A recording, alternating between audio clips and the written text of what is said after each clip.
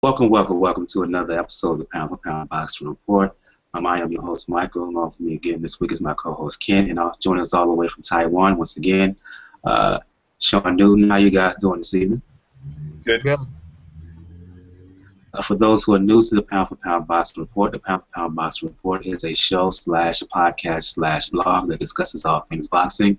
Our motto is, when boxing is good, we will talk about it. When boxing is bad, we will talk about it. The bottom line is, if it concerns boxing, we will talk about it. If you want to find information about the Pound for Pound Boxing Report, or find us all over the interwebs and whatnot, there are two main places you can go.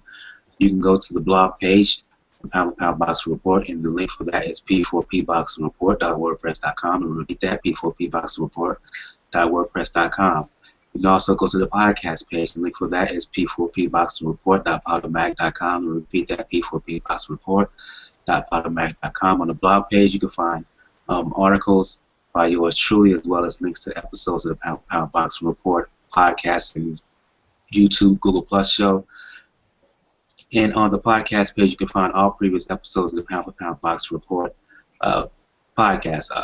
If you also check out the blog page and the podcast page, you can find links to where to find the Pound for Pound Boxing Report on Facebook, on Google Plus, on YouTube, on Podomatic, on Tumblr, Pinterest, the RSS feed. You can subscribe to that. We're also on Stitcher Radio. You can find us there on Stitcher. Be a friend, be a pal, be a buddy. Check us out on Stitcher.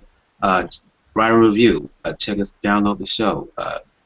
Tell us what you think about the show. If you're on the road traveling, check us out on Stitcher. Listen to us there. If you're in the office at your cubicle, listen to us on Stitcher. If you want to hear boxing, just check us out on Stitcher as well. You can also find a link where you can donate your account.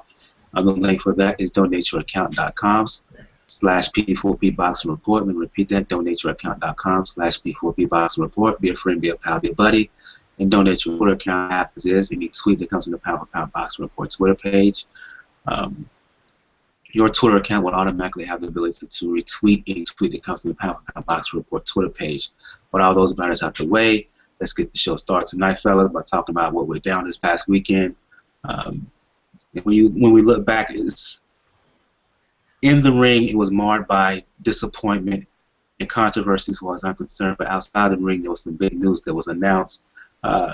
Main event, the weekend was highlighted, of course, by Sergey Kovalev, as he fought and scored a second-round TKO with Blake Caparello. The big news heading to this bout was that word broke that a deal had been reached for Kovalev to fight Bernard Hopkins, given that assuming what the condition was being that he would win Saturday night, which he did. Look, this bout, yes, Caparello, he scored a first-round KO. It was a product more of him stepping on Kovalev's foot and then simultaneously landing in his left hand. But once Kovalev got up, he dusted himself off. He did what he had to do. Rebounded in the second round, scored a knockout with a right hand to the body, followed up with two more knockdowns, and the fight was over. And I'll go to you on this one, Kent. Your assessment of your quick assessment of this fight. For me, look, Kovalev dominated, but am I wrong in suggesting I saw some little subtle, I'm not going to say weaknesses, but some vulnerabilities with Kovalev? I think he comes in a little too straight for my liking. Not just straight up and down in terms of his style, but comes in a straight line for my liking. Your thoughts on this? And some other little flaws that I saw from Kovalev heading into this unification with Hopkins that's supposed to go down in November 8th, I believe. Your quick assessment of the fight. Yeah, well, it's no secret he comes straight in a line. That's what he does. He seek and destroy. Every guy he's fought, he'd seek and destroy. And Saturday night, he sought out and he destroyed Blake Caparello.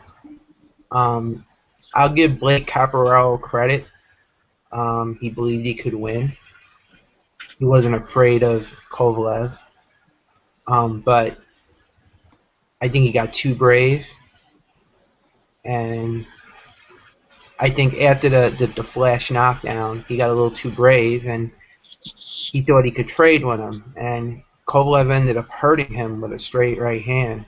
towards the end of that round. Excuse me for interrupting, but do you think that right hand was that devastating? Because live when I saw it, I think it was just all kinds of a devastating shot. But looking at it at the replay, to me, it was a decent shot, but not so much. I think it was where it landed. I think it wasn't a huge shot, but it was like one of those shots that like the fighter went whoa, like whoa, like this guy can really like he got it's I think it stunned him. I think he wasn't prepared. Like he didn't really get hit solid. I think that was the first time that Caparello got hit solid by Kovalev, and you could just see like his reaction was like whoa. This guy could really punch. Like for me, when I saw once he got knocked down, I don't think he wanted to fight anymore. I think once he went down with the body shot, I think that body shot did a lot of damage. And I'll give Caparello all the credit in the world. He kept getting up. He knew he was in bad shape, and there was no way he was going to make it. But he fought like a fighter. I mean, he was outgunned in all shape, way possible. But he went in there and he believed he could win, and I give him credit for that. He went in there better than a lot of Kovalev opponents have been lately. But it didn't matter. We knew that he didn't have the power to hurt Kovalev. We knew that he wouldn't be able to keep moving the entire fight, and there was going to be a matter of time before Kovalev caught him, and he did. I'll say this though. For all of Kovalev's like perceived flaws, I think he's definitely a seek and destroy guy. But I think we're gonna maybe see something a little different when he fights Hopkins. I don't think he's gonna have the same. I think he'll go in there with the same seek and destroy mentality, but I think he'll be a little bit more cautious. I think he won't leave himself there to be hit. But then again, you know, Hopkins can find things that we don't see. Right. You know, and I still think it's a 50-50 fight. I don't think it's a one-sided fight either way. I don't think Kovalev blows out Hopkins. I don't think Hopkins could end up dominating the fight. But I just don't see it. I think it's going to be a close fight if it does happen. But I think it's going to be a 50-50 fight. Yes. Go ahead. I just don't see the flaws that people like are pointing out as being the factor that some people think. I think they're there. They're definitely flaws, but I don't think they're going to make a major impact unless Hopkins really takes advantage of it, and he has the potential to do that. And I see we was talking when you was mentioning that you think Hopkins is Kovalev's a 50-50 fight. I saw Sean over there shaking his head. I'll give you the moment right now to give a quick assessment of the fight, Sean. And let's talk about this deal that was made for Kovalev and Hopkins in November. If you have any background, give some background on how this came to be, because it came seemingly out of nowhere, as we all know. Adonis Stevenson went over from HBO to Showtime to presumably get a fight with Hopkins. It's not going to be the case. Instead, Hopkins kind of pulled a slick one on Stevenson and everybody else and made this fight for Kovalev. So your assessment on the fight, and give some background, some insight, if you will, about how the fight, the unification bout between Hopkins and Kovalev was made. Yeah, you, Sean. I'm not sure about the backroom dealings and all of these kind of things that happen, but you know, it's interesting being the fact with the Cold War and you know, a lot of fights people have talked about not being able to get made, and then Hopkins being able to step over that fence and easily create a fight, like, you know, apparently quickly and without trouble. You know, I think what really motivated Hopkins, which is always the case, is money. In this case, I think Kovalev probably gave him the lion's share of the cash, and he was more than happy to take it and move on to a different network to take that money. Whereas Stevenson, I think the problem with him is he's not so easy to work with. I mean, as seen by him jumping networks to get extra money. I mean, you know, he was successful fighting in the network he was with. I mean, he has a strong backing in Quebec. I mean, financially, I think he was well to do.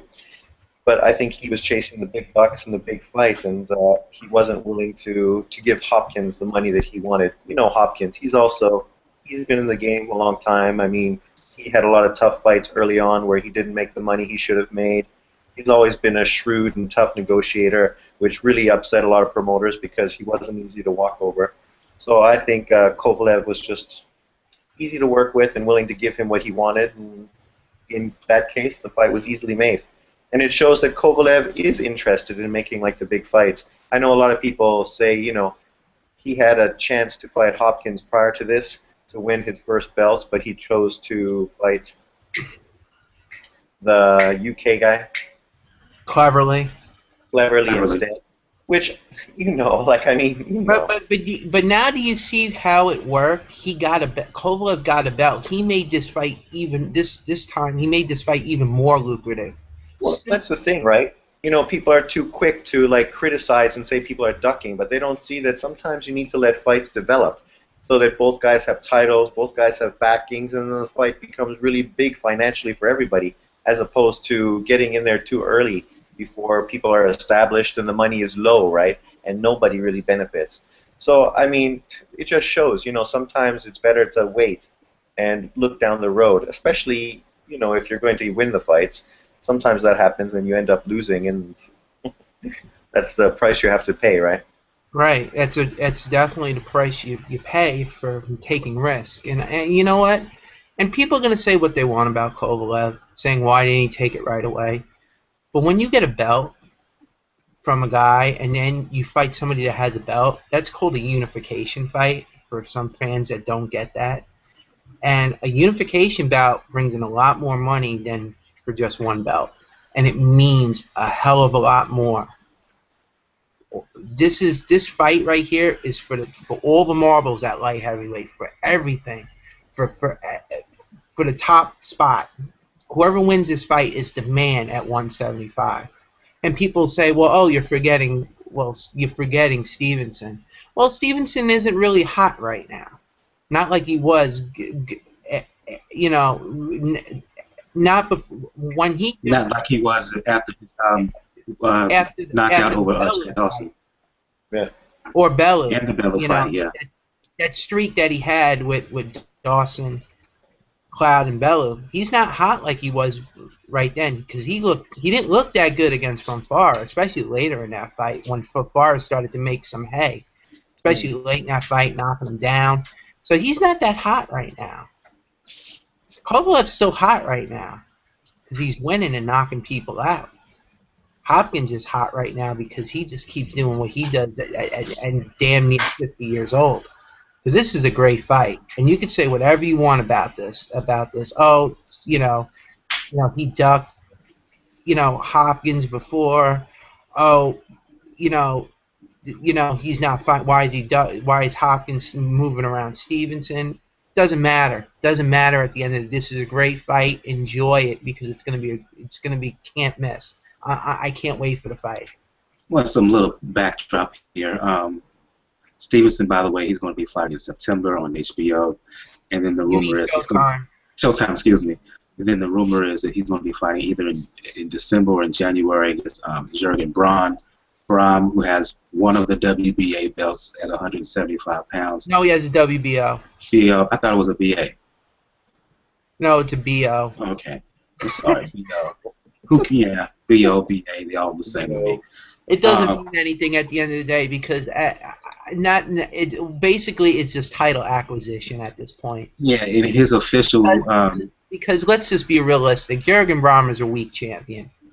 I'm not saying he's a bad fighter, but he's really not a strong champion because he fights.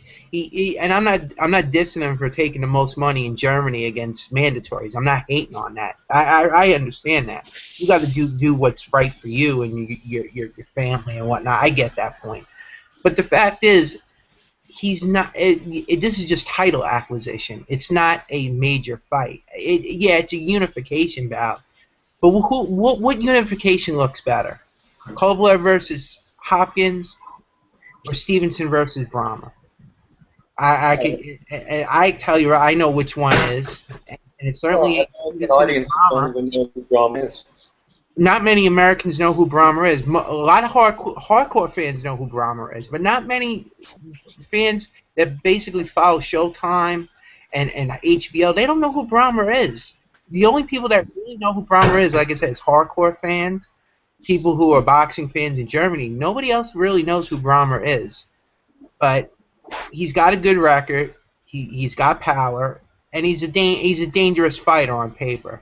But I think if Stevenson gets past his his keep busy fight, because that's all it's going to be in September, going into the Brahmer fight, and I think he beats Brahmer, and from that point he says he'll fight the Kovalev Hopkins winner. I'm going to tell you right now, he's not fighting Kovalev. He's going to be praying it's Hopkins, because he'll fight Hopkins. He won't fight Kovalev, that's for sure. So anybody expecting a Stevenson Kovalev fight next year you're going to be waiting. And to give some further background here, according to Stevenson and his team, he said they tried to make a fight with Hopkins, but Hopkins basically outpriced himself. So the fight that was set. Go ahead. I'm going to say this right now. Hopkins has every right to ask for the lion's share. He's more established. He's got the bigger name, and if Stevenson really wanted to make the fight happen, he'd take less money. Right. But of course, in his world, he and you could see from Steven, he has a very big ego. He ain't going to take anything less than what he deserves. So that's I don't even think it's the fighter himself. I think it's the folks who are handling him. Oh, but I also think that the handlers around Stevenson have also gotten to his ear and have said, you're bigger than you're like a star. Like they get in your ear and they tell you things that are necessarily not true to boost you up. But at the same time, business-wise, it was a stupid move, because now that he didn't take less money, now he's really in a position where he has to take a fight that isn't really as profitable. No one knows who Brahmer is. Let's quickly talk about this fight with Hopkins and Kovalev. We're going to talk about it a lot more as the months go along, but let's give a little discussion here. I know, Kent, you and I, we think it's basically a 50-50 fight. It's going to be a close fight. Sean, you on the other hand, you basically thinking that Kovalev is going to not necessarily blow him out, but you think he's going to win decisively here, and I'll go to you on this one. Why are you so adamant about Kovalev basically having his way with Hopkins when they get it on in November? Well, I mean, both guys have their weaknesses, and I always think it's funny how people love to ignore some people's weaknesses and then just focus on, Kovalev. He's slow, he's easy to hit, he's going to easily outbox him. But Hopkins, his biggest problem is that he doesn't fight consistently throughout 12 rounds as far as like punch rate. He has a low punch output. He's mostly in there making the fight ugly, dirtying it up, looking for his punches, taking away the other guy's punches, and then just trying to win 12-round decision. I mean, that's his whole MO.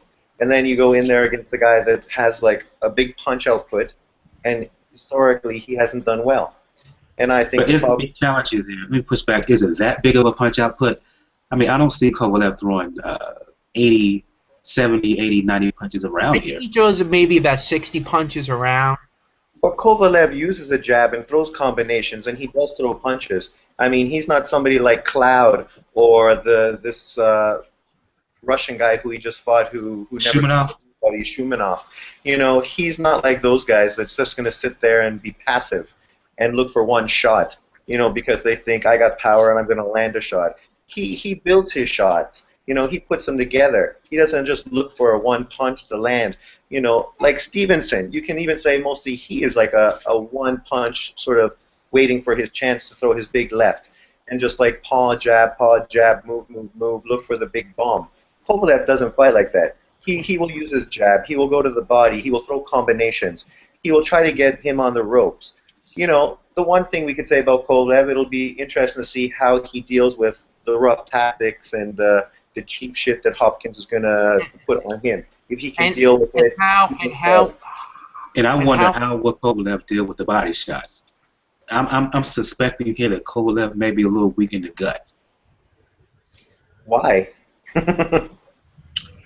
In that Caparello fight in round 1, he got hit with a body shot, a straight left to the body. I didn't like his reaction to it. I've heard rumors in sparring sessions with Kovalev that he could be hurt under the gut. That's just break the news out here. Kovalev, he sparred with Triple G. According to April Sanchez, is with the Triple G's trainer and others.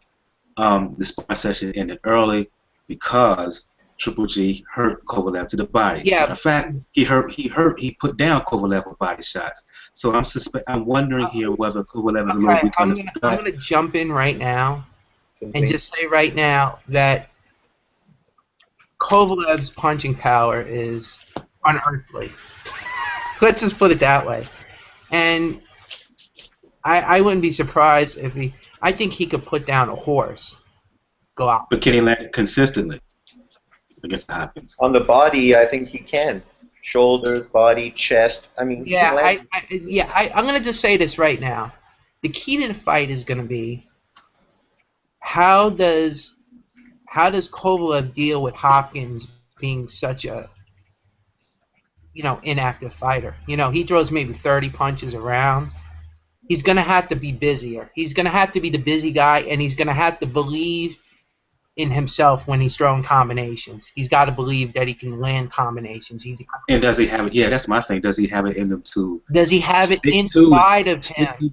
Does he because we've seen fighters that say, "Oh, I'm going to throw combinations. I'm going to be aggressive. I'm going to do this. I'm going to do that against Hopkins." And when they get in there with the alien, it's a whole different thing. Take it away because. But what was the last good guy he fought that actually threw punches and wasn't a passive counterpuncher or a guy that just waited? I mean, Pascal. No, I'm not saying. I'm just saying. No, I understand your perspective. I'm just commenting. No, I agree. I believe Kovalev has to believe in himself in the inside, and for some reason, you know what I say? I think he does believe in himself. I think he believes he can throw combinations. I believe he can do things that he wants to do in there. He looks like a very, very confident fighter. He didn't look intimidated by Hopkins, that's for sure. In that interview, he wasn't starstruck. He really looked like serious. He looked like he's on a mission to be the best light heavyweight in the world. And even if he loses the fight, if he does, I think he's gonna believe in himself. I don't think he's gonna go out like a sucker, like some guys have gone out, recently against Hopkins, like Shumenov. Like Shumenov, he just let. Shumenov said he was going to do all these things. He was going to be aggressive. He was going to throw punches. He was going to make Hopkins uncomfortable. He did none of that, and then he got dropped in the 11th round of the fight.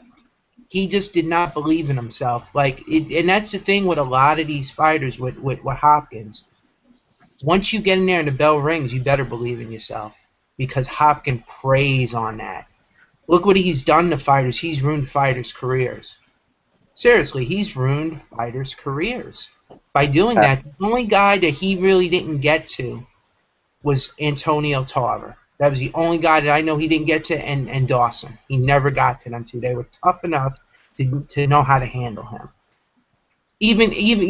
Tarver lost to Hopkins, but he never was gun shy after that. He always came. He went back to his old self after a couple fights. So it takes a special type of fighter to get past that hangover that Hopkins creates when you fight him. And I think that's going to be the key with Kovalev. Can he handle the output? Can he handle just Hopkins trying to take things away from him? See, that's the thing. That's my thing. That's always the key in a Hopkins fight. And I think he can do it. I think he believes in himself. I may be wrong, but the way he looked in the interview with Max Kellerman, which I think was an absolutely disgraceful interview, Max Kellerman should just shut up. He doesn't know as much as he claims he knows. Okay? Hopkins shut him down immediately. Yes, he did. I don't think he said anything bad to Hopkins. I thought Hopkins was just trying to sell the fight. No. But he was what Kellerman was doing was trying to say if you win this Kovalev fight, it's was like, going to win and discounted everything Hopkins was going to do. That was a patronizing and condescending interview by Max Kellerman. Yes, it really was. It was basically saying Kovalev is a smasher. He's unstoppable, and no one's going to beat him. That's how Max Kellerman came off. And Hopkins called him out rightly for it by saying, as if this is the biggest, as if this is the biggest thing ever in my career. Like I hadn't fought any big fights before, and I'm glad he did it. He should have done it, and he made Max Kellerman look like a fool in that interview. Absolutely, he made him look dumb. but he's just trying to sell the fight, right? I mean, he's trying to build it. So I mean, the same thing Hopkins is trying to do by talking shit and just like not letting Kovalev be involved in the interview at all. Just talking about him this, him that. I mean, it's the same thing Max Kellerman is doing. He's just trying to push the fight, talk about how this guy that he's fighting is really dangerous, so that. But the difference is you knew that beforehand with Hopkins. That's all part of psychological warfare. Yeah. If Max Kellerman was going to go that route, he could have asked something. He could have asked a different question, or he could have asked the question in a different way. Right. No, but let me tell you something. The thing with I don't think the psychological warfare of Hopkins is going to work as effectively with Kovalev, because you know why? He doesn't understand what's being said. He doesn't understand English. He doesn't. He knows English, but it's very broken. It's very broken. He's not gonna fully grasp what's. I think he understands enough. I think he understands enough, but I think it's not gonna be as effective against. You know what I'm saying?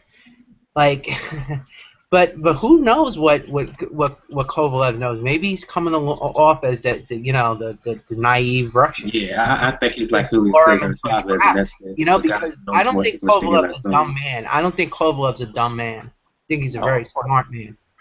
And I think he may be luring Hopkins into a trap, but I don't know. It should be interesting to see, but I don't think it's going to be very easy for Hopkins to get inside Kovalev's head. Not like you think. Yeah, well, this is going to be. We're going to have a further discussion about this as the months go along. But I personally think this is the biggest fight of the year for the rest of the year in 2014, especially for hardcore fans like ourselves. Sorry, Mayweather, Maidana fans, but if you were really a fans fight, this is the fight you're looking forward to. Gonzalez. But most people don't know about that except us. See. General fans who say they watch boxing, they know about this fight. That's why I say that. Listen, this is the thing with most boxing fans, and I'm not going to diss most boxing fans, but I will say this. There's boxing fans that are around that believe that the only fights that occur during the year is either Mayweather or Pacquiao, and I find them to be the most irritating individuals. Or the only fans that happen are on HBO or Showtime. And guess what? That doesn't. Boxing is a global sport. Fights happen every week. You know, sometimes they happen every day. Okay, so this is just a Mayweather may be the biggest event. Okay, because whenever Floyd fight, it's just an event. To me, Hopkins Kovalev is a fight.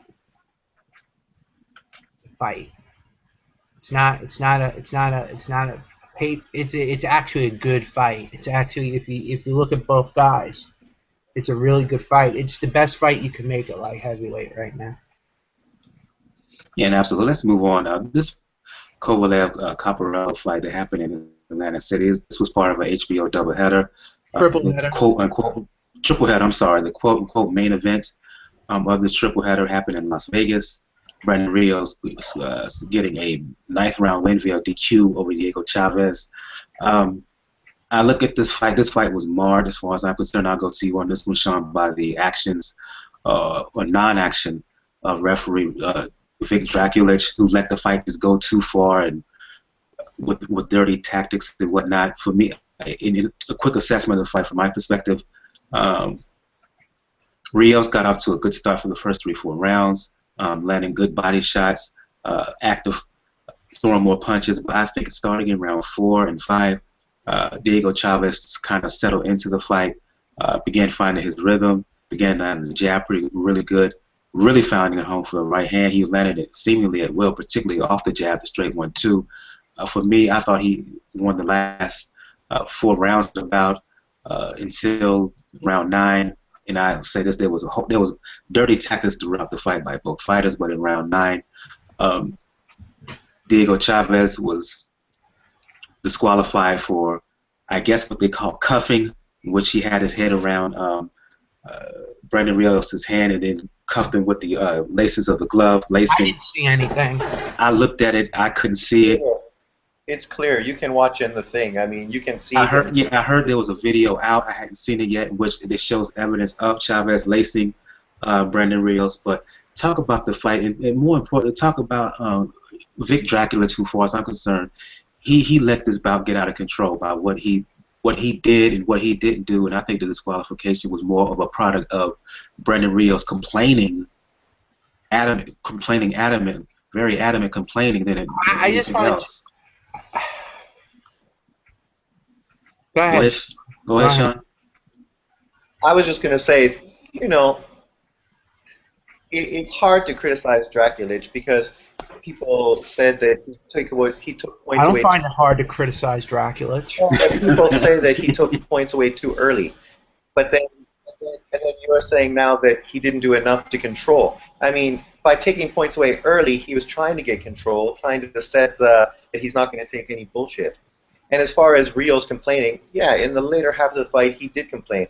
But in the first 6 rounds and 7 rounds, it was Chavez complaining, falling on the ground, having Rios lose a point because he got thrown down. He didn't get thrown down. I mean, that was the worst point taken ever. And then he was always complaining about headbutts and everything else. So the fight was set up by rough fights, and he tried to take points away to settle it down, but it just didn't work. And then I think Rios' pressure to the body, the later the fight went, started to get it to him, and that's when he just became, like, over the top. The headlocks, the grinding of the face, the MMA takedown.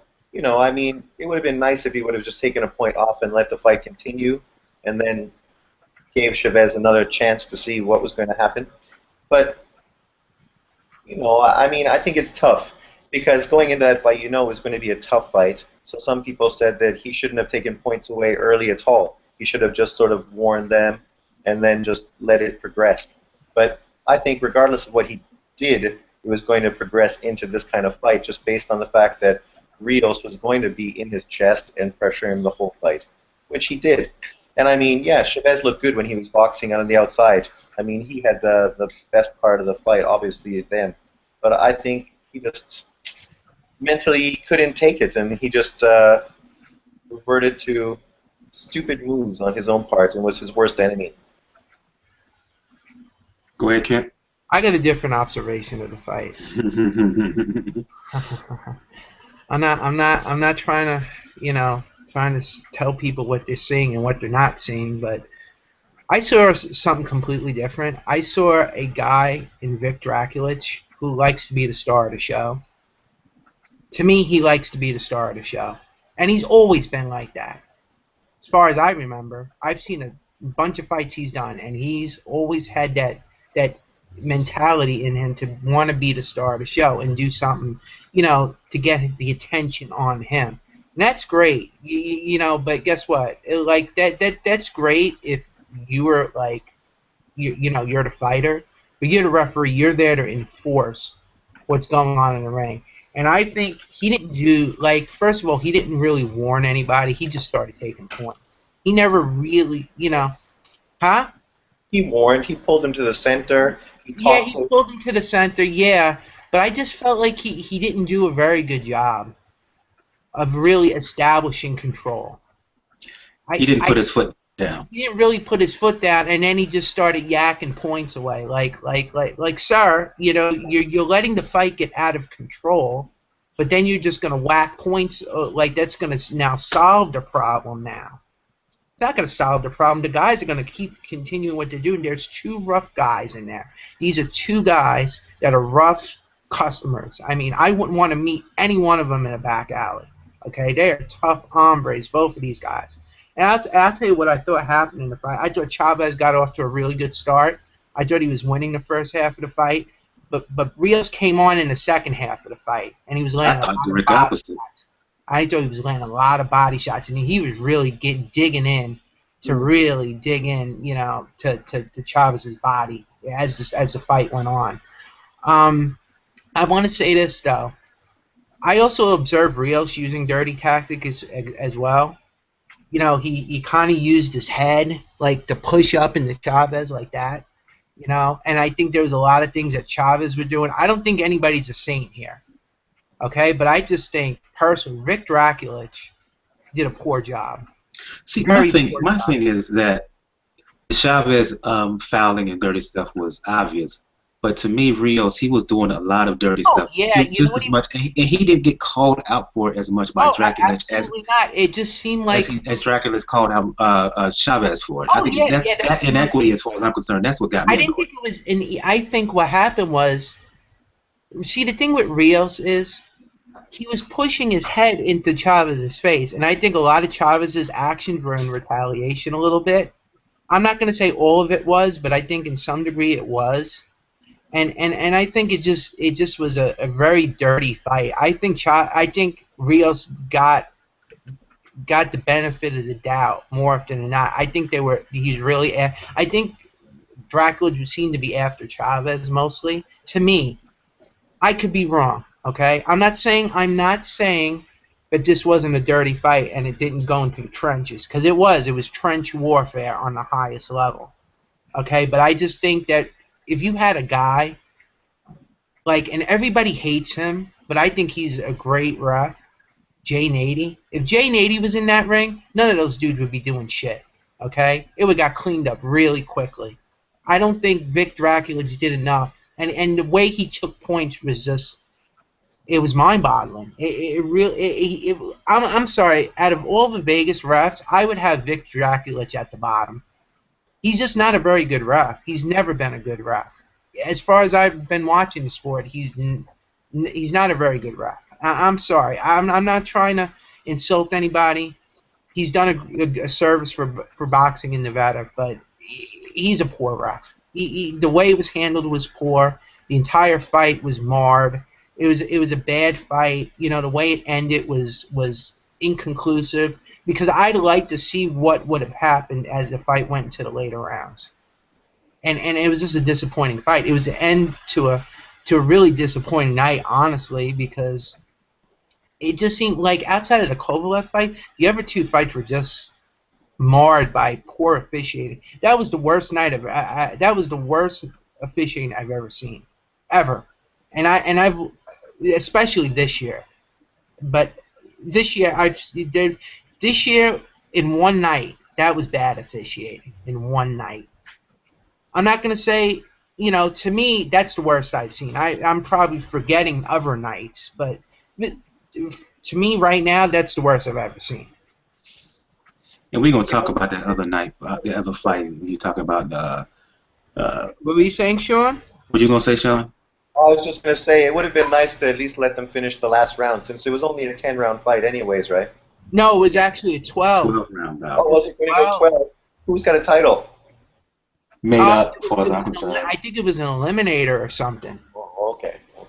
Yeah, it was either an eliminator or for one of those belts to get you a rating, which I don't really have a problem with, because it gets you like a title shot. I mean, as long as you actually deserve it, I have no problem with it. And the two guys they had in the ring, I had no problem with that. Just the way the fight ended was just so inconclusive, and it just was a disappointing ending to a really incomplete night.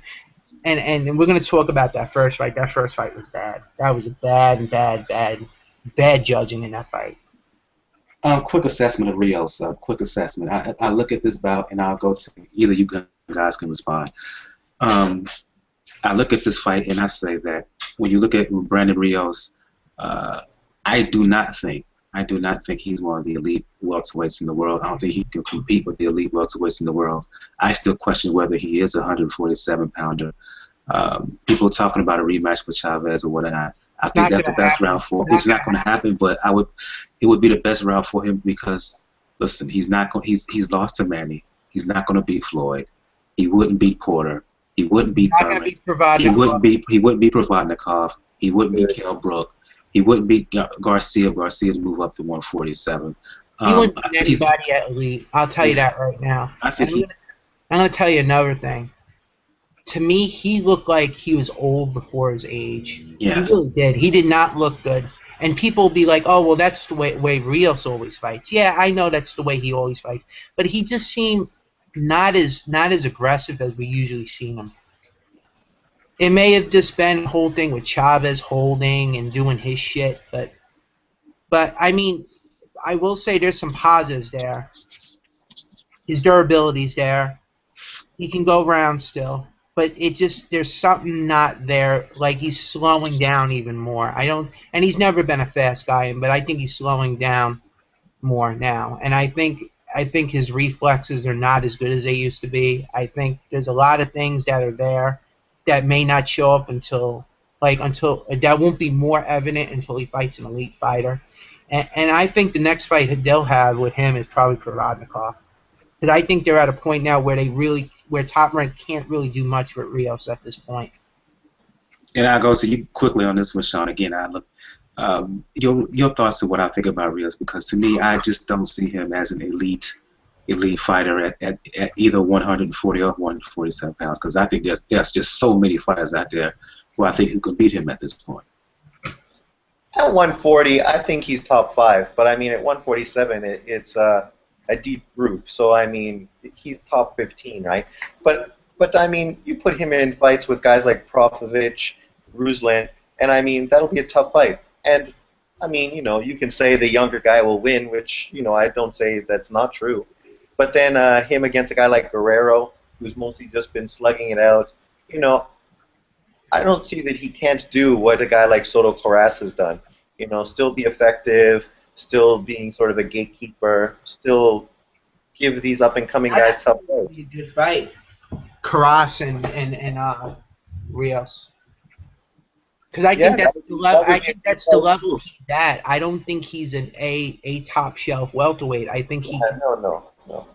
No, but I think against have the skills to do top 5 skilled fighters. But even a guy like Thurman, I don't even want that fight. But I mean, Thurman had a tough fight with Chavez. Chavez showed Thurman's chin is suspect. You put him in with a guy like Rios who has a name, and it's a good fight for Thurman just to get him more. Yeah, and the thing with Rios is what the thing with Rios is he's just not good enough to compete against elite. But the B-level welterweights, he's gonna be there with them, and he's gonna make for fun fights. He's like he has that that Gaddy type of thing going on there, that he can be exciting, and that's what people want to see. People want to see a face first guy go to war, And I used to, and I used to be hard on Rios, but the mystique with Rios is that's what he is. He's a tough hombre that just comes forward. He doesn't give a fuck. He doesn't care what you think about him. He's not the most disciplined guy, but I think a lot of fans can relate to that, a little bit. I don't agree with the way he conducts his career, but I'll tell you this: whenever he fights, it's must-see TV because you never know what's going to happen. Like I just wish that fight was allowed to continue because I thought Rios was really coming on with those body shots. You know what? He maybe lost a little bit of a step, but I'll tell you this: he still knows how to use body punch. He's still a very good body puncher. Well, and people are so hard on him, and I mean, you have to take him for who he is. I mean, he's not one of the elite guys. So saying he's just a punching bag and a face-forward guy, whatever. When has that been a negative towards all kinds of guys in boxing? Listen, there was face-first guys in the 1950s that the fans loved. Exactly. And they were world champions, so it doesn't. You know what it is? I'll tell you when I mean face first is that's just his style to come forward and take punches to deliver his own. I'm not dissing him. That's just the way he fights. But ever since we had since the era of Floyd has come in, it seems like the face first brawler or the guys that are exciting that want to make exciting fights, they're hated on. Oh, he has no defense. Oh, blah, blah, blah, blah, blah, blah. Oh, so all the guys in the 1950s, like Basilio and LaMotta, you would have hated them because they that's what they did. You know, but also back then those guys also had a little bit more skill than I was people. going to say they were a little bit more skillful than what we see from Rios right now. Like So. listen, people, people diss on Basilio, but Basilio moved his head. He just was so slow that he would get hit a lot. This who Basilio was, you know, and Lamont had skill, but he's another guy that was kind of a little slow and he would get hit a lot. But they made for exciting fights, and that's what people don't get. People want to see exciting fights. They don't want to see Floyd masterpieces every day of the week. We appreciate that. I get that with Floyd. I understand that. Yeah, his skill. He's probably one of the most skilled fighters out there around, along with Rigondeaux. But the point is, no one's going to pay to see that every time they want or want to watch it every time, every week. They want to see some excitement. Let's move on to the final fight of this triple header. Jesse Vargas, quite frankly, getting a decision against a fighter by the name of Novakov. Listen, What a disgraceful! I don't mind that Jesse Vargas got the decision. The thing that quite frankly pisses me off was how wide the scores was. I mean, 2 scorecards of 118, 111. The third scorecard of 117, 111. Oh, that was. I'm sorry. That was ridiculous. I mean, I hope the judges in that fight was called in by the Vegas Athletic Commission and asked to look at the over that the. Was so bad. So bad. That fight was nip and tuck pretty much all the way. Vargas got out to a good start early, and Novakov started to step up the activity. I think his size played a role. I think he kind of shook Vargas a few times, but over the last half of that bout, 3-4 rounds especially, I thought the fight he was winning. Again, I don't mind. The fight could have went either way. I don't mind Vargas getting a 2-point win, 1-point win. Shoot, maybe even a 3-point win. But 7 and 6 points win in his favor. I'll go to you on this one, Sean. Ridiculous. Oh my God. Yeah. I mean, with scoring, you never know what you're going to get. I mean, they say boxing is subjective all the time. And let me say this. For future opponents who fight him, if you fight him, you better not fight him in Vegas because you're not going to get a decision. Well, that's even what the commentators were saying, right? But, I mean, that's the thing. Boxing is subjective. If there was one judge that saw it 117, 111, okay. People hate on those judges all the time. But it's understandable if one person sees a guy dominate. But when 3 guys see a guy dominate in a fight that basically was back and forth. Filled out before the bell rang, filled out. Yeah, pretty much, right? Like, I mean, they knew who they wanted to win, and they didn't know who the other guy was, so they just didn't give him any credit at all. But halfway through the fight, you'd have to start noticing the work he was doing and give him a few rounds. I mean, not that obviously you're going to pick against Vargas. Apparently, they already had their cards filled out. But, I mean, come on. You need to give a guy credit for fighting tough, for making an entertaining fight. It's a shame because it's a good fight. And, it delivered what the network was hoping. A real tough back-and-forth fight with 2 guys that nobody really knows, but it was entertaining. Yeah. But I mean, then you have those scorecards, and that's what people end up dwelling on. Like that's just like threw up on the entire fight. Like basically seeing those scores. I mean, that was about as worst judging as I've seen all year. I mean, Ken, Novakov threw more punches. He outlanded Vargas by lost 118, 111 and 117, 118, 111. 117, 111. There was one scorecard that was 118, 111. Two of them that were 118, 111. Oh my God! Right there, it's draw rounds. There should be no draw rounds in those type of fights. Novakov, he threw 30 more punches. He landed 30 more punches. He was winning the last half of the fight. I do not understand how a Vargas could win by that wide of a margin. I still don't. I had it 115, 113 for Novakov. I was scoring with somebody else. He had it a draw. And then I know somebody else that said they thought Vargas won 115, 113. And that's the scores right there. And those are the scores right there. That was the fight right there. I could see maybe you having Vargas ahead, 116, 112. I can see that. I can take that. I'm fine with that. But 118, 111, and 117, 111, for real? For real, you're paid judges, for Christ's sakes. I'm going to ask you, right? I really think they had to. There's no way any opponent of Jesse Vargas in Vegas is going to win. You're going to have to go in there. Basically, I already said this on Facebook that night. I said, to get a split decision, you're going to have to knock Vargas out.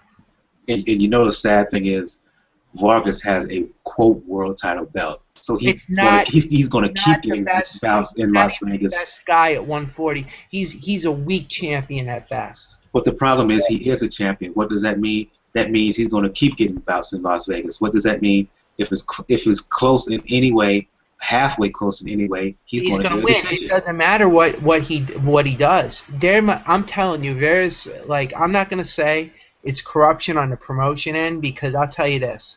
There's no reason to make sure, and there's not that big an investment in Jesse Vargas at top rank to keep him winning. There's got to be some sort of corruption on the outside with his handlers and with people that are around him that are investing into him. That's the only thing I could fathom is going on here. And I hate to talk about that, but we got to talk about that, because those scorecards were absolutely putrid. That was the worst judging I've seen all year. How could you... Really? 118, 111, and 117, 111, you honestly gave... First of all, you scored... The two judges had 8-3-1. Listen, there should be no draw around if you're scoring impartially, especially if you're a judge. It's very hard to score. I don't even score draw rounds. It's very rare when I score draw rounds.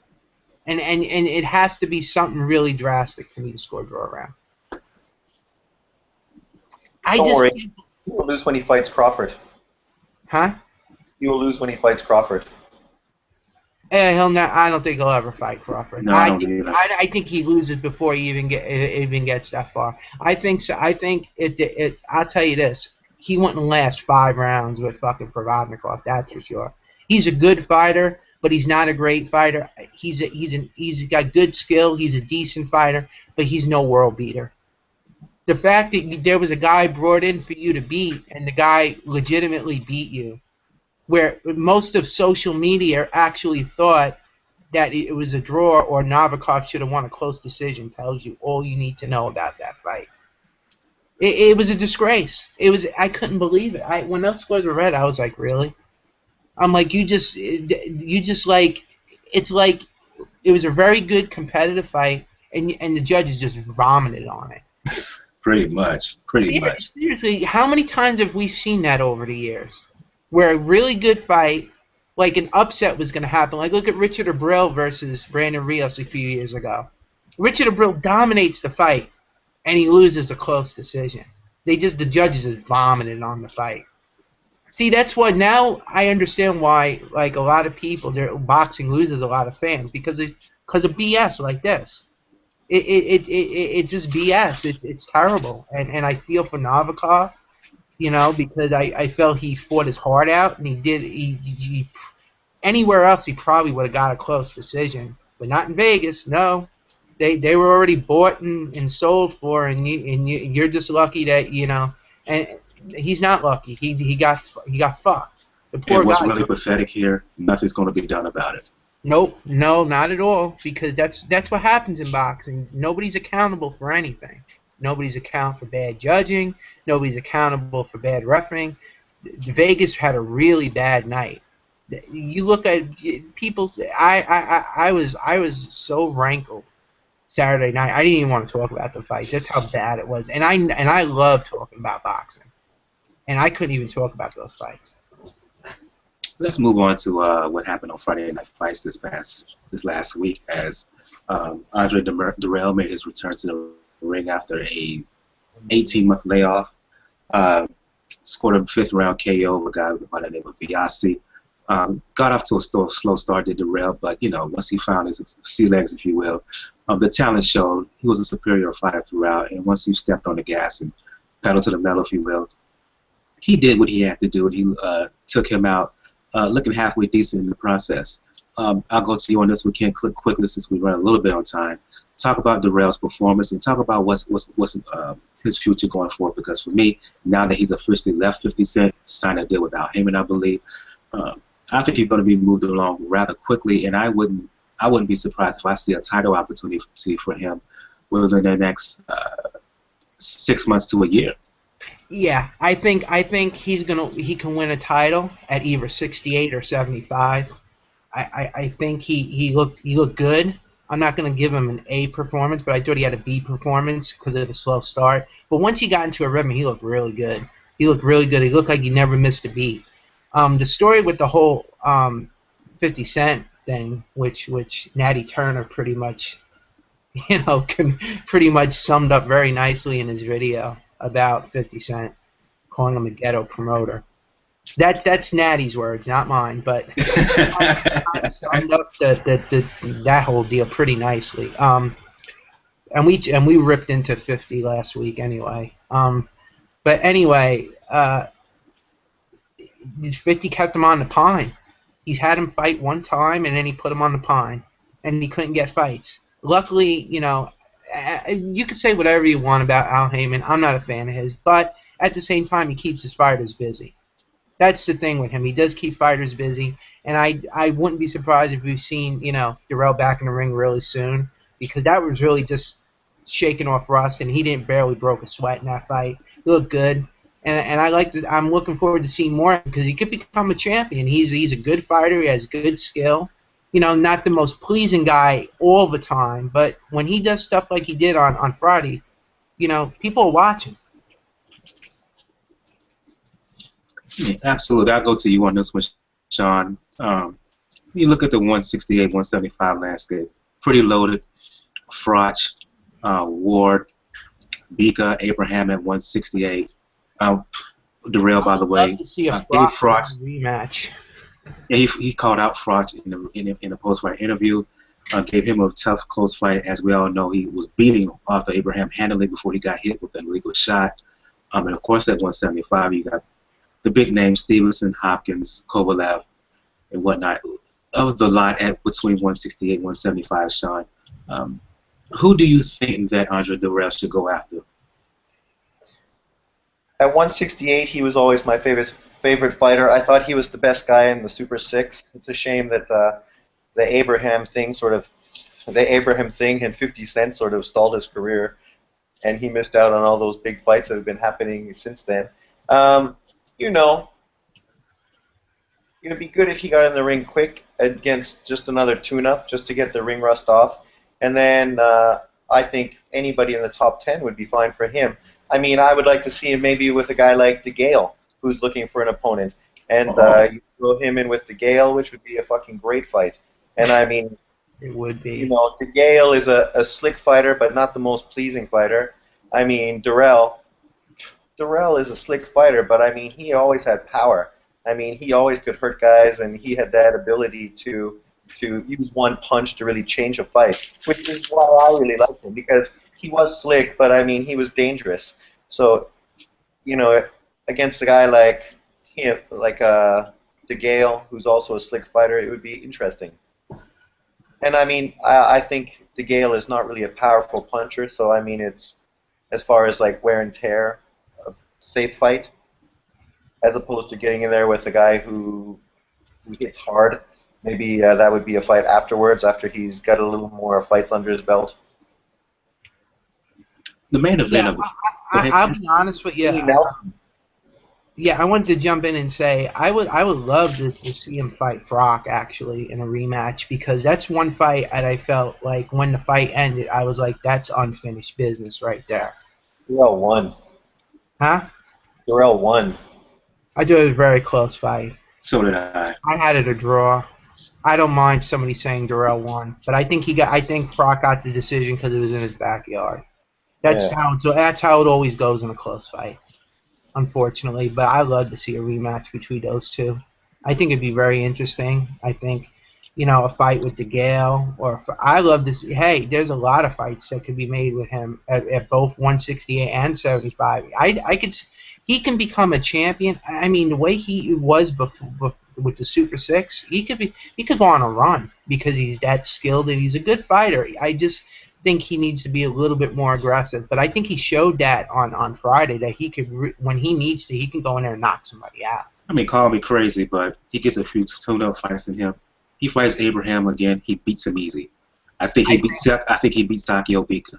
Absolutely, because of his. And at 175, people think I'm out of my mind for this. He beat Stevenson.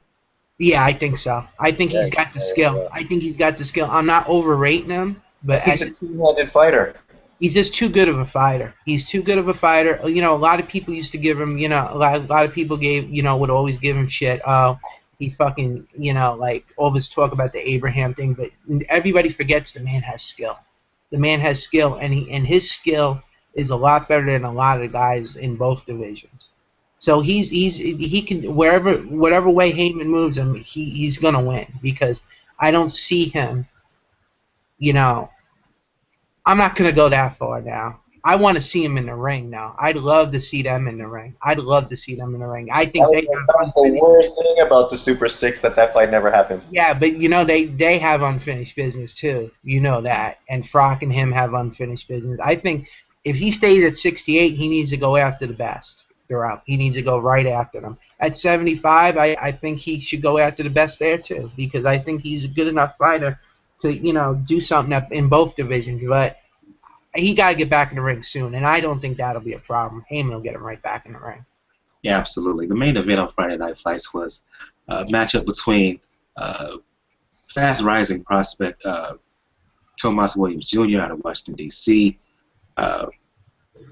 fighting former champion Gabriel Campillo. This fight, I believe, was a title eliminator. It was for the number 2. Number two spot in the IBF. You're right. And for me, this fight, the issue in this fight was a matter of, to me, Tomas Williams, for those who don't know, Campillo won by 5-round TKO. This fight, to me, was a matter of Tomas Williams not being able to handle the moment. Williams was the favorite going in. Many thought that Campillo was a guy on his last legs. Talk about him retiring after the bout. The first 2-3 rounds, Williams was doing some decent work, doing a good job winning the fight as far as I'm concerned. But then he got a cut in round 4. I think it was some swelling on the eye as well. And from that point on, things changed. He didn't know how to react. He became shell-shocked as far as I'm concerned. And he lost it mentally. Began moving around the ring a lot, complaining to the referee a lot, and in round 5, as far as I'm concerned, he kind of borderline quit. After round 5. He went to the corner, and the referee, you know, his corner called the referee, and they stopped the bout from there. And I'll go to you on this one, Sean.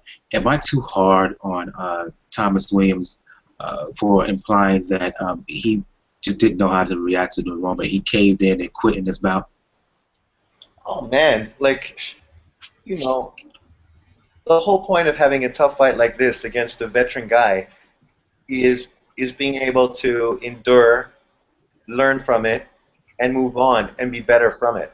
And he just showed that he wasn't able or wasn't willing to. He wasn't ready for the fight. Opportunity that he was given. I mean, boxers hurt their eyes. That's part of the fight game. Don't tell me he's never had a cut or anything else ever.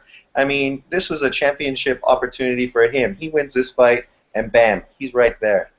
And what did he do? You know, he caved in. He didn't even like try to gut it out a little bit and show that it was really a problem. He just caved in early. His corner gave him a free ride to sit down and just cry to Teddy Atlas about how he let him down. He let himself down, because this was the chance that he needed to go and put the work on this old man. You don't need to see to be able to like hit that guy. You know, he needed to like give something. He needed to like gut it out. He needed to do something, and that was his chance, and he didn't do it. I don't see, you know, a guy with no heart is never going to get a heart. So I don't see him really doing anything in the future. To me, I see the performance. I saw what happened to Williams and how he reacted in this fight with Campillo. It reminded me a lot of Kermit Cintron. who about 5-7 years ago was a high welterweight prospect. A lot of people thought he was going to do great things, and then they put him in the ring with Antonio Margarito. And a similar situation happened to him where he kind of caved. His big moment fighting for a world title, in that case, he kind of caved in and mentally he showed himself to be a mental midget. And let's just say that Kermit Cintron, he never really recovered from that bout. Even though he won a world title, he fought Margarito again. The same things came up. He fought Paul Williams. The same things came up. So to me, it reminded me of Kermit Cintron, and it also reminded me a bit of Victor Ortiz, who, once he got his big moment against Mayweather, his mental fragility, how fragile he was mentally and psychologically, showed himself. Again, as I asked Sean, I posed the question that I asked Sean: am I wrong here? Am I being too hard on Thomas Williams Jr.? No, I think we need to be hard on him, and we also need to be hard on the people that managed him into this fight. I'm gonna be honest with you. I don't think he was ready for this fight. I seen him in his last couple of fights, and I didn't think fighting Campillo wasn't the right time to fight Campillo. I just didn't. And people be like, oh, well, he beat Cornelius White. Yeah, he got decked in the first round and almost got stopped. Yeah, he knocked him out in the first round, but that was right there a sign that he needed to be moved a little bit slower. But see, I thought that bout would prepare him for a bout like this, going through that kind of adversity. I thought it would have prepared him better for this kind of bout. Yeah, but I just still felt like he wasn't completely there. There was something I saw in him that I felt like there was something like under the surface that he. But I just think he was being pushed into this. This is exactly why I have an issue with Al Haymon. He's a concert promoter. He's not a career boxing guy. He's just putting money under fighters to move them, and he doesn't understand the little intricacies of boxing and how to move a fighter. I don't care who he is. I don't care what he did in music, okay? What he did in music doesn't matter. It's what you do in boxing, okay? And my issue is he moved this kid way too quick for my taste. Way too quick. I didn't even think he was even when he fought Cornelius White, I said to myself, that's a dangerous fight. Yeah, Cornelius White got knocked out by Don George and Kovalev, but he's still an experienced guy that can punch. You see, they rushed him before he was completely mature and ready. He went from fighting Yusef Mack to Cornelius White like that. So basically, he stepped up over a level to fight Cornelius, because Cornelius White was still probably in the top 10 or top 12 at that point. Now he isn't because Thomas Williams beat him. But the point is, and then they step him down a little bit. Then they have him fight an inactive Enrique Ornelas, who he stopped. It is what it is. Good win, whatever. But then they jump him right back into Campillo, who was probably on the same level as White. And I just thought it was just risky. They kept putting him in risky fights, and they kept believing his talent would outshine the older, gritty veteran, and it would carry the day. But if you're not right up here and not prepared up here, and you're not mentally right up here, there's no way you're gonna win these fights. As soon as he got into some adversity against Campillo, he shut down and he quit. There's no explaining it. He quit. End of story. He quit. He found a way out of the fight because he didn't want it anymore. He got hurt. He said to himself, "I don't want this anymore." He quit. There's no you can't give somebody a heart. You can't give somebody mental toughness. You can't give these fighters any of that. Maybe he'll prove me wrong. I'm not counting on it. Be interesting to see how he comes back from this. Well, since you mentioned you saying what you say, you make an argument that part of it is the fighter's fault, but this part of it is his handler, specifically Al Haymon, who put him in the ring too soon against a guy of Campillo's stature and his experience and whatnot. I'll ask you a follow-up question to that, and you can chime in as well, Sean. Given what happened to Williams Jr., Given the examples that I've mentioned earlier with Centron, with Victor Ortiz, do you think that Williams can recover from such a devastating loss? Do you think he has it in him mentally, or does your experience say that, given what happened Friday night, that next time he's going to be in this kind of situation, he's going to cave in again? That's the you can follow up, Sean. I'm going to tell you, in my experience, watch fighting a very long time, when a fighter quits in a fight, he'll always do it again because that's a safe spot. When anything goes wrong, that's a safe spot. Look at Victor Ortiz, Kermit Cintron, Andrew Galata. Look at all these guys. They found a spot and they just quit. It was like they found a sore spot in the ground and they laid down. And, they said, and I say that because for them, there's always an example of a Nigel Benn in his fight with Michael Watson. He lost. He went down from what seems to be an innocent jab. At the time, a lot of people felt that he quit. He got up and he kind of dusted himself off and he kind of recovered, and you saw what happened to him. So that's why I asked that question. Oh, yeah. I mean, I don't count anybody out in boxing. I don't count anybody unless it's so far gone. Like Victor Ortiz getting knocked out by Collazo is gone. There's no coming back from that. Like a guy like Williams, yeah, there is a way to come back because he's still young. He stepped up against a former world champion. He got stopped. But my experience telling me guys like that always go back to that spot when adversity comes a knocking. And I feel like, and I'm not hating on Thomas Williams because I actually thought he was a pretty good prospect. I thought he'd be a world champion. See, but that's where boxing surprises you. You learn about fighters as they step up in class. You learn about them. You learn about what's on their inside. You learn can they deal with certain things. And right now, I just feel like, he may go back there again. He may prove me wrong. I'd love for him to prove me wrong. I'd love to see him go and be a world champion.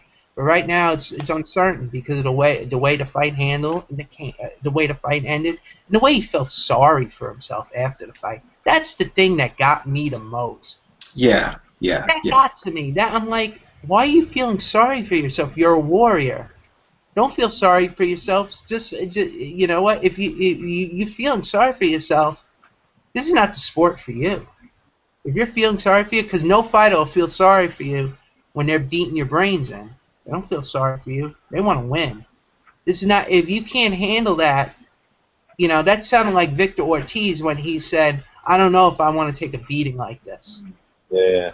That tells you right there that there's something not clicking up there. Listen. Not everybody's made for boxing. Nobody's made like a warrior. Not every fighter's made like that. Unfortunately, but we're seeing that maybe Thomas Williams Jr. up here is not willing to go to a place and do whatever and get down and dirty and go to a dark place to bail himself out of a fight. And I've seen plenty of fighters do it, and I just don't. And Thomas Williams, he doesn't seem like the guy that can do that. Your thoughts, Sean? What they're probably going to do is give him 3 or 4 fights to build his confidence and try to get him back to where he was, and then move him forward some more. How old is he? He's 26. 26 years old. He's still a young guy. He's still young in this game. 26 is not. No, it's not like he's not. Let's just say he's not a spring chicken, but at the same time, he's still young enough to come back. Maybe the best thing he could do is go the route of Rios and get a therapist and see about trying to make his mental acumen a little stronger. Because, skill-wise, obviously that's not a problem with him. It's mental. And in all sports, to be elite level, mental is everything. Let's just say the first time he faced that... Employed great, because mentally they're sharp, they're confident, and they know what they can do. And regardless of the pressure they get put under, they don't lose their cool, and they still can adapt. And they keep their self-belief. Yeah, and he showed that he's fragile, and the first time something bad happens to him, he starts to feel sorry for himself, and he looks for an excuse. He stopped believing in his own ability. Yeah. Like, all he should have said was, sorry, I hurt my eye, I couldn't see, and I'll be ready for the next time. Boom. And just move on from that. But he showed that he's weak, and I don't see that he's ever going to be elite. Maybe he will do some things and surprise us a little, but I don't think he's going to become an elite fighter. I think he may have one fight where he just shows heart, like Victor Ortiz did against Berto. Yeah. They always had that one fight where they just, for some reason, they show heart. It's like Michael Moore, also a guy that was a champion, but also mentally was not the strongest guy. Absolutely. No real news this week. So we'll go straight to the boxing previews, and look, we got to talk about it because it's there. I don't want to. I'm not excited to talk about this triple header on Showtime, but hey, I gotta say, when boxing is back, we will talk about it, and damn it, we will talk about this bad card as far as I'm concerned. Happening at the Barclays Center, I believe, in New York. Headlined by, as far as I'm concerned, this god awful, excuse my rhetoric, god awful, terrible, piss poor fight that's happening between Danny Garcia and Rod Salka.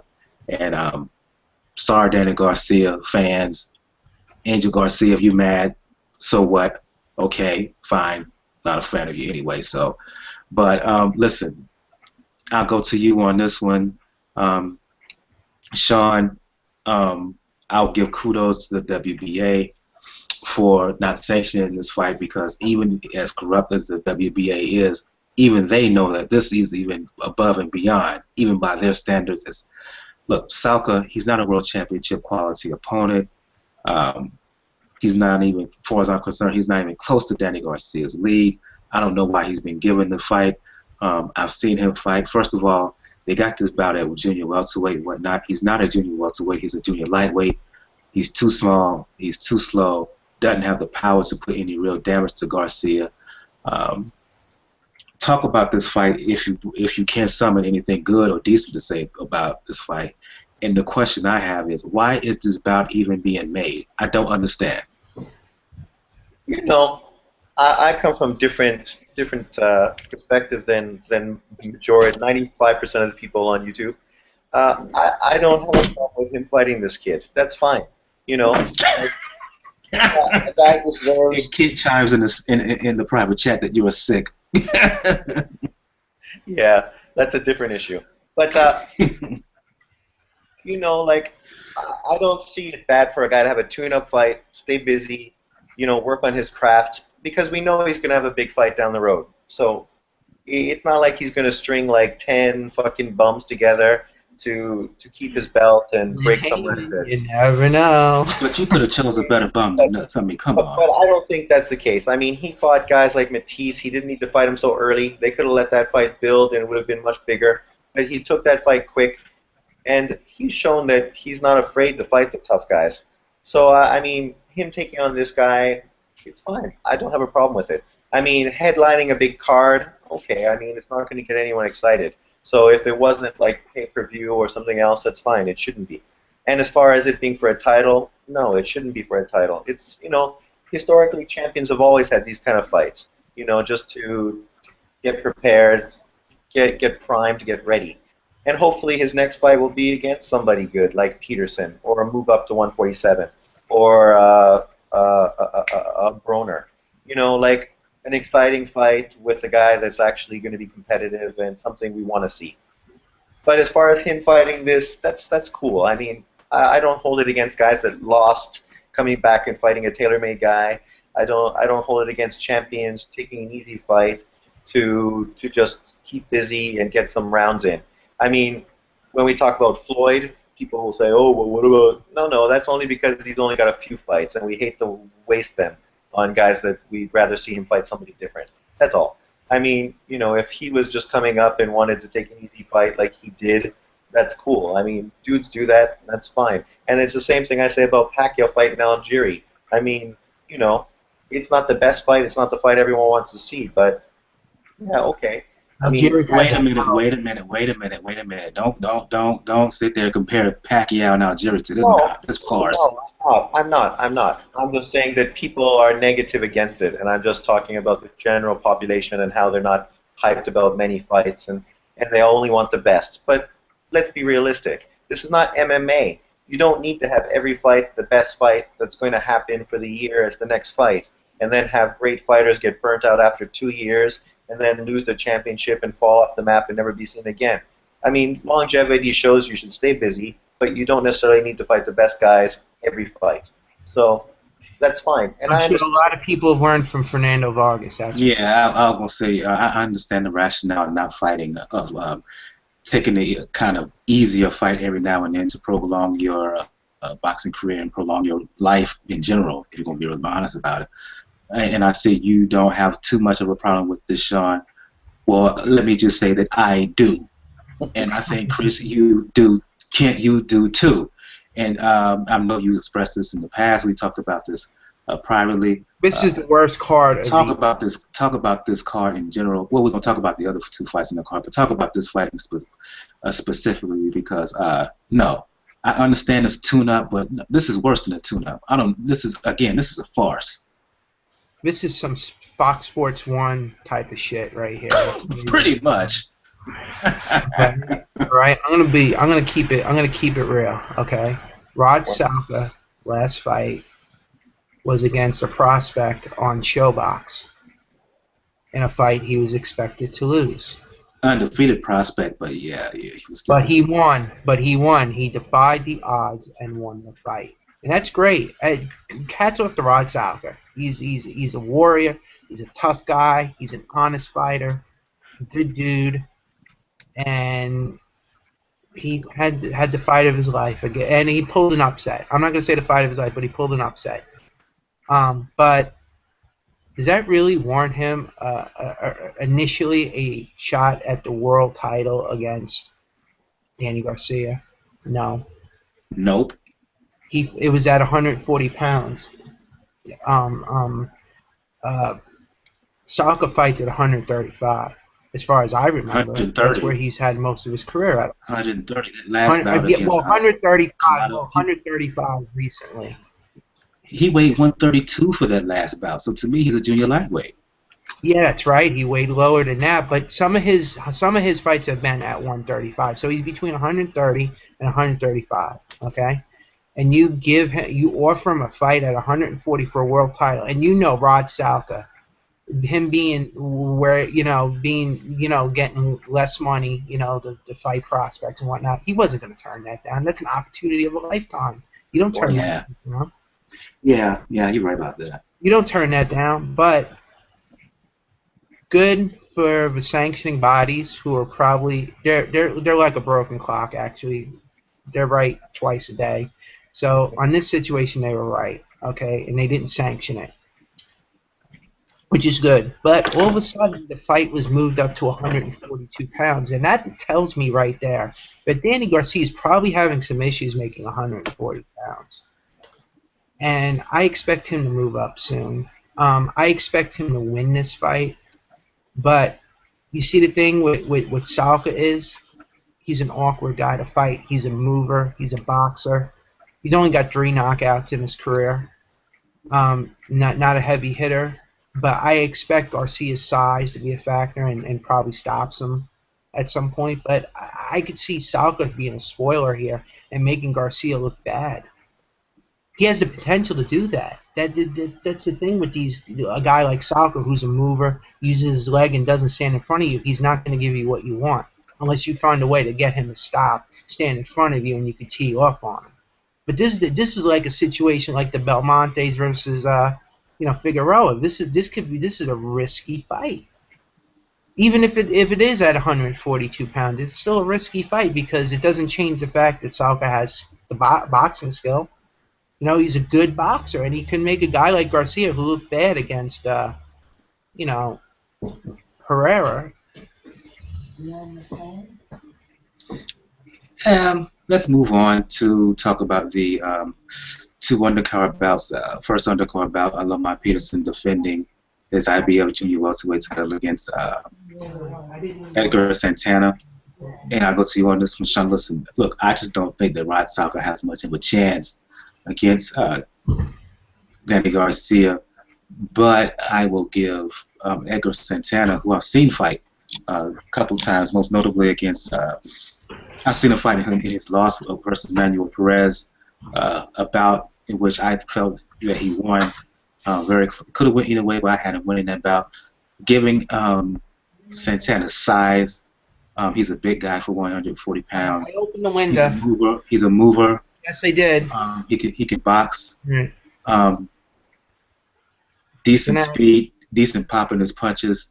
To me, I think he can pose some problems for Lamont Peterson early. The problem is with Santana is that he keeps his hands down a little bit low for my taste, particularly since he has quick hands, but he doesn't have the greatest hand speed in the world, and then I don't think he's a great inside fighter. So for me, I give Santana, based on his physical size and his ability to box a little bit and move around the ring a little bit, I think I give him more of a chance against Peterson than I would a Salka against Garcia, for instance. Yeah, I think. Listen. I'm going to tell you right now. I've seen Edgar Santana fight up close and numerous times locally here because he's from the Bronx and I'm from that area, and I've seen him several times, and he's a solid fighter. He's not going to beat Peterson now. His skill is not good enough to beat Peterson. I've seen him, like his career win was a disputed decision against Josecito Lopez, which is no, great accomplishment. No diss to Josecito, but I think he's a solid fighter. I don't think he's going to win. I think he goes the distance because Edgar is a durable guy. And I think he goes the distance, but I think he loses a clear-cut, wide decision, and I just think it's a poor card. I don't even know why I'm going into fights because they don't mean anything really, but they're on Showtime for whatever reason, and it's not. I'm sorry to have this attitude towards these fights, and I never have this attitude towards any fights. I'm usually gung-ho, ready for these fights, but I'm not excited for these fights. They're just routine to me. So, any good thing to say about this Peterson Santana fight, Sean? Anything? I mean, this card is set up there to create like fights down the road. It's going to give Peterson and Garcia an opportunity to have a what kind of fight, Ken? A unification, which I don't likely see happening, but the potential is there. Well, but that's why you would think that they would do this, couldn't you have picked better opponents, though, than Edgar Santana and Rod Salka? That's my thing. If you're gonna go that route, put them in with some decent competition. But it's like I said, they haven't fought. They want something to get there before they meet each other. They want to make sure that they're prime and ready to go. So they give them an easy walkover fight, a few dollars in their pocket, and then they get primed for a big fight down the road. Which, if that's where it leads, I mean, in the end, I don't think anyone's going to complain too much about it. And let me make this side note. If this leads to a unification, why? Why, if you're Garcia fighting a guy in Lamont Peterson, the same Lamont Peterson who got annihilated basically by Lucas Matisse. Lucas Matisse, who you basically got outclassed. Styles make fights. I think Peterson has a good shot at beating Garcia because Garcia was beaten pretty clearly by Mauricio Herrera. So and I don't care what those judges said. Mauricio Herrera won that fight.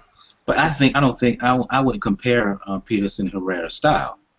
No, but Peterson is a much better boxer. Much better boxer. He's a much better boxer than people give him credit for. The way he's outside of the Matisse fight, which was a fight that was not at junior welterweight. It was whatever it was. It was a good fight. He got caught with a big shot from Matisse. And we know when Matisse, you stand in front of Matisse and he hits it clean, there's a chance you ain't getting up from that. And there's a chance you're going to get shaken and hurt badly. So I'm not going to really go too far and judge him on this, on that fight. But what I seen from him in the Holt fight and then the Jerry John fight was what he should have been doing against Matisse, and that's boxing, being smart, moving, And I think he would do that against Garcia. But I don't even know if Garcia makes the weight at this point. He's already fighting Salka at 142. What does that tell you? He's ready to move up, or he's having trouble getting down, so he's ready to move up to 47. But that brings up another reason why the fight is good, because, I mean, Peterson also, when he fought Matisse, he didn't want to fight at a lower 140 weight. So he didn't want to risk losing the title. Well, that too, but I think for him, he feels comfortable a little heavier as well. So, I mean, I could see them having a unification fight at like 142, because they're both getting primed to move to 147. They just feel that they're not prepared, they're not big enough, and they're not ready. If you're going to fight at 142 pounds, then those belts shouldn't be on the line. The belts mean nothing at that point. They mean nothing. When you fight a unification, let me clarify this. When you fight a unification, you fight it at the weight that the division you're in. It's not a catch weight unification. It's a unification in the weight class. And that's my issue. If you want to fight at 142 in a special attraction, be my guest. I would love to see you guys fight in a special attraction, because that's a legacy fight. That'll determine both of your guys' legacies when you're old and gray and you're not in boxing anymore. But if you're going to put a title on there and have it at a catch weight, that just bastardizes the already broken system, okay? I know what you're saying, but boxing is not pure anymore. There's 6 champions per belt, or I mean per weight. Ain't gonna stop me from criticizing it. Not pure anymore. You act like that's a recent thing. When has boxing ever been really quote unquote pure? Okay. But I mean, for old heads that like the old system and like one champion and like it clean and simple, boxing hasn't been coming back for a long time. So I don't worry about all that kind of thing. I don't worry about catch weights and all the crap. The top guy is going to lead with what he wants, and he's going to get advantages. It's always been the case in boxing. Historically, you couldn't beat the champ unless you really kicked his ass. Now, that's not the case. So they lose advantages in some areas and they gain it in others. Coming in much bigger and all kinds of things. But, I mean, instead of hating, let's just think, hopefully there's something. The rose will bloom later on in the year, and we'll see something good out of it. I'm hoping. Listen. These next 2 cards by Al Heyman, and I'm going to just tell you something about this card. And everybody's saying, "Oh, this is Oscar writing off this entire card." I'm going to tell you some little secret. This is Al Heyman borrowing Oscar De La Hoya's license. This has nothing to do with Oscar De La Hoya. He's going to be present, yeah, because his name is on the card. But I'll tell you this: this is not his deal. This is Heyman's deal. These are Heyman fighters that he put in mismatches. So I'm gonna just keep it like that. Do we even want to talk about Daniel Jacobs' fight with Jarrod Fletcher? That also is just a fight to get him in for Kid Chocolate, right? Get him some rounds in before he goes in for the middleweight championship. Yeah, listen, Danny Jacobs. You know what? He should win this fight. He should blow out this guy. If Billy Joe Saunders can blow out this guy in 2 rounds, Danny Jacobs can do a lot better. If he doesn't blow him out in a few rounds, I'm going to be highly, highly, highly disappointed. What has Danny Jacobs ever done? Yeah, no, but I'm just saying that if Billy Joe Saunders can blow out Jarrod Fletcher in 2 rounds, Danny Jacobs should be able to do it in 1. That's what he's been doing lately. He's blowing him out in 1. Maybe Billy Joe Saunders is better. Huh? Maybe Billy Joe Saunders is better. Maybe, but as far as the fact of the matter is, Jacobs is getting a BS title shot, and the WBA. I mean, who are notorious to have 4 champions in a division, which is disgraceful if you ask me. And I just hope, I just don't see anything positive coming from this card. Just a bunch of complaining next week. That's the only thing that I'll look forward to. Well, YouTube guys love to complain, so. Wait a minute. We do love to listen. This will give them lots of fuel for their fires. You know what? But you know what? We complain when there's a right to complain. Like, I'm not going to complain about Hopkins and Kovalev because there's no reason to complain. That's a great fight. I'm not going to be critical and nitpick. But this card right here, I have to nitpick because it's probably one of the worst cards of the year. And what you say complaining, I call righteous criticism. Yeah, you can call it righteous criticism, but that's neither here nor there. The point is the card is bad. Fans have already voiced their displeasure about this card all over, everywhere, and they have a right to, because it's not good work. And then in a few weeks, then we'll have to subject ourselves to another one of these cards when we have Adrian Broner and Matisse and whoever else is headlining that card, Berto, probably all in there. It looks like they're all going to be in mismatches. So we're getting a trend here with Al Heyman. Keep my fighters winning against substandard opposition. As long as my pockets get lined, we get your point, Al. But then he also puts his fighters in with top level guys as well. So I mean, yeah, well, that's when they put a gun to his head and they have to force him. I don't know if anyone forced him to do Matisse Garcia. I think there was I remember. You had Richard Schaefer, and Richard Schaefer for a while was actually looking for out for Oscar's affairs. So they had a choice there. It was just in the recent months after that, everything seemed to fall apart. But it is what it is.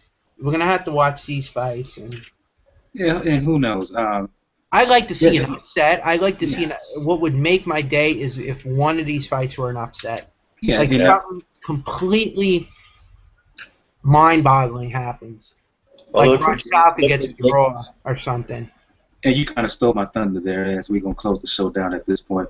And maybe there will be an upset. Maybe it will actually be a good fight. But just judging on the surface, on paper, no, these are not a good card. This is C-level. This is C-level matchmaking on a premium network.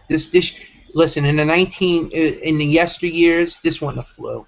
They would have laughed at this. I'm telling you, because none of these guys are actually A-level fighters. That's the sad thing. They could have put these guys in with better fighters. Yeah, so we're gonna close the show down on that point right there. Thank God. I'll go to you, kid, for folks who want to get in contact with you and talk boxing and whatnot. Tell the folks where they can find you. You can reach me at facebook.com/kent.ayers.1. If you want to complain with me about these fights on Saturday, you can. You can reach me there. And if you want to just talk about actual boxing, you can also reach me there. I'll talk boxing. Just let me know you see me on the show. And you, Sean, if folks want to get in contact with you and talk boxing and whatnot, let the people know where they can find you. Google, YouTube, Sean Newton. I'm sort of disappointed I haven't received more hate mail. Come on. I don't listen. You know what the crazy thing is? I never get hate mail. Like I get hate comments on the YouTube channel. I always get hate comments, but none of these people ever send me hate mail to my Facebook. I would have felt honored if I got something saying, "You don't know shit about boxing, fuck you." It would be so awesome. It would make me feel so good. I'd be like, yes, I finally got hate mail. Listen, all kidding aside, we love hearing your comments, good or bad. We rather the positive comments, but if you feel like you have to say something negative, that's cool, but if it's something really offensive, we're not going to sit there and take it either. So if you got something you want to say it. But we're not restricting you. We just think that, if you go too far, we're going to say something. Yeah, or use the block button as a friend. And we don't want to use the block button as a friend. We are the most nicest people out there, and we hate doing that. We had the channel here. We have open, dialogue and communication, but then you got people who like to overstep their bounds and say you don't know shit about boxing and this, that, and the other thing, and complain when you don't kiss their favorite fighter's ass. That's the biggest thing. If you don't kiss a fighter's ass, then they talk shit about you. But if you're kissing their fighter's ass, they're your best buddy. So at the end of the day, I just feel, if you want to make a comment, good or bad, fine, but go too far, Then we're gonna have to say something. Yeah, and for those who want to know, find out, get in contact with me. Y'all know what it is. Personal Twitter at MICWILJR, Brother JR. You can reach me on, and just find me on anywhere where you can find the Pound for Pound Boxing Report, the blog page, p4pboxingreport.wordpress.com, podcast page, p4pboxingreport.podomac.com. Check out the blog page especially. Podcast page has all previous episodes of the Pound for Pound Boxing Report podcast. Blog page has links to all previous episodes of the podcast and YouTube show. Also, articles written by yours truly, as well as links to where to find Pound for Pound Boxing all over social media, all over the interwebs, Facebook, YouTube, Google+, Twitter, Tumblr, Pinterest, the RSS feed. If you want to subscribe to that, donate to your account, and Stitcher Radio. Be a friend, be a pal, be a buddy. Go to Stitcher, check us out, download the show, listen to the show there, and write a review. Tell us what you think about us, and tell us what you think about us individually and the show in general. On the next episode of the Pound for Pound Boxing Report. I'm sorry, Sean distracted me with his comments in the chat. Listen. Okay, so you have never blocked. So you're basically what you're saying, Sean, is you never blocked anybody ever, but you've been blocked. I've been blocked, yes, but I've never blocked anyone. Have you been blocked? I was just blocked from a Facebook boxing group because I'm too rowdy. Too rowdy? Oh my God! Someone like argued that George Foreman doesn't have devastating power. He's like, devastating power? He's not undefeated. Okay, that's just ignorant. Wait, whoa. Okay, has that person ever watched George Foreman fight? Yeah, that's my point. But you can't argue with some people, and he's the head of this thing. Him and. But he blocked you because he said he didn't. Well, See, because that's what I mean. That's what I mean. These people that feel that come on these channels and make their comment, they think they know boxing. They really think they know more than you. Like they have this mentality. So condescending. So of course then you get angry and you start to respond. And then he goes, sorry, on this chat network we don't criticize people. We say nice things. But then, okay, but then you guys curse at us like you no you know what they do? They provoke people. That's what they provoke. Like they act like like they provoke you and they say things to get under your skin, and then when you react, know what you do. You know what you do to shut them up. You invite them on the show. Oh, listen, anybody? Okay, I got one more thing for all these people on my make hate comments. If you feel like you have an opinion, and you think your opinion's stronger than mine or Michael's or even Sean's opinion, you can come on the show. It's very easy to come on the show. All you need is a webcam, and all you need to do is get on Google Plus and download the software. And if you want to come on and tell us how you really feel, you're very welcome to do that. Most people won't take up the offer because usually when you call people out, they're like they shy away from that, because in public, if you met them on the street, they'd shake your hand and be pleasant. They wouldn't be talking junk like they do on. See, that's my thing. I hate to like hold up the time with this nonsense, but it just aggravates me when I read comments that like I take time to come on the show, every week, and I've been watching boxing a very long time, and I know the sport. I'm not an idiot, and I get ridiculed on fucking YouTube by some punks. And I don't mean to call them punks. They're trolls, Kent. They're trolls. They are. They really are. And then when you ask them for a proper dialogue on the show, it's like they don't want to do it. So if anybody has a problem with what I'm saying, and you comment, you can come on the show and we can talk about that. Your opinion, about things, and it has to be respectful now. You can't talk like you do on the comment section. You can't say profanities or anything. Unless you're, and that you could say profanity, but don't attack anybody. Don't call somebody a fucking. If you want to come on, you're gonna talk like we're talking right now. If you're not gonna do that, then you shouldn't come on. But anybody got a problem with my opinion, they should come on the show. Because I love to have more people on the show with differing opinions. That's why we got Sean. That's why we got Natty Turner. That's why we got all these other people, because we want open dialogue. That's what we're about. We're not shutting people out. We're not hating on people. We're not sitting there saying you don't know shit about boxing. We're not elitists. We don't think we know more than you. It's just that we don't like being attacked. That's it.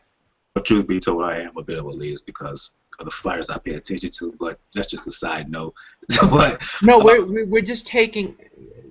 We just take a lot. We've been just taking the last few weeks. We've been just taking attacks for no reason because we don't kiss Rigondeaux's ass or we don't kiss Lara's ass. It's really ridiculous, and I don't think that's fair because we try to do this every week and we try to talk in a respectful manner.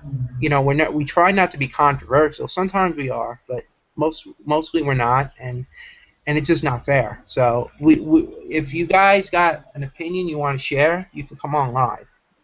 You don't have to. And if it's something derogatory that crosses the line, I'm going to ask you if you want to come on and express that opinion, because it's usually easy for people to express an opinion without looking at you face to face. So that's why I'm extending an offer to anybody has troll-like behavior. They can come on and express their opinion. Yeah, absolutely. We're going to shut the show down on that note. On the next episode of the Pound for Pound Boxing Report, we will do a recap of Garcia and Salka and Peterson and Edgar, Santana and Daniel Jacobs and Jarrod Fletcher. We will also do a preview of a fight that I'm actually looking forward to. Some fights that I'm actually looking forward to. Very good. We're going to have fights that we're actually looking forward to. Very good triple header coming up on Showtime on the 16th of April. Highly anticipated welterweight bout between Sean Porter and Kell Brook. Yeah, that's a fight we're actually looking forward to. Omar Figueroa going to be fighting Daniel Estrada. I wouldn't be surprised if there's an upset there. Sakio Biko's going to fight a rematch with Anthony Dirrell. See, that's how you do a boxing card right there. That's how you do a boxing card. Not what Demon's doing. And number one heavyweight prospect Deontay Wilder's going to be fighting on that card as well as just added to the card Jorge Linares. He's going to be fighting an 8-round bout on that bout as well. So very good card. Terrific. Deontay Wilder's fighting a guy named Mike Shepard. Yeah. It is what it is. It is what it is. Yeah, so very good card on Showtime. We'll be talking about that. I'm going to shut the show down. For my co-host Kent, for my special guest joining us all the way from Taiwan, Sean, I'm your host Michael. This has been another episode of the Pound for Pound Boxing Report. I know it's a little long, but we had to get a lot off our chest, especially at the end with that card. You guys have a good evening. Good night. Good night.